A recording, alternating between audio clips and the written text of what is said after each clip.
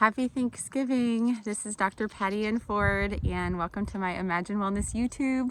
I am a doctor, dietitian, and coach, and today I'm going to talk to you today about holidays and recovery through the holidays. I'm on a farm in Northern California, if you can hear the goats, and I want you to think about how goats eat.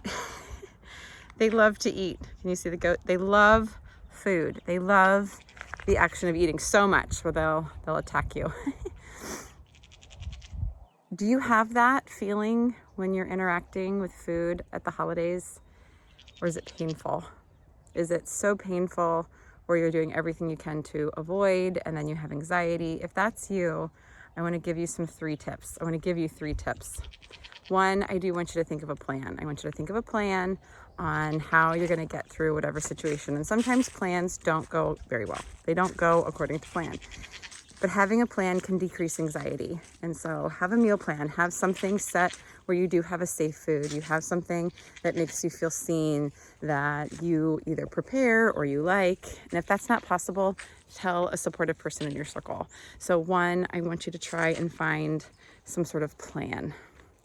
2, be present. Try to be present with your thoughts when they go back in the past to past behaviors or they're in the future about what could happen. Try a trick where you tune into all your senses and slow down.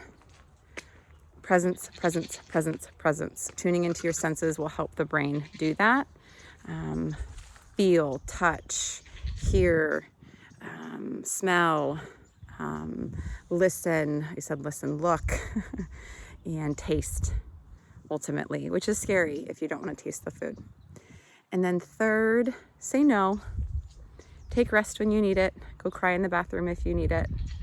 And say no with an empowered no if that's what your body is asking for. And all of these tips are really hard to implement on your own. If you need support, reach out. And have a very happy holiday.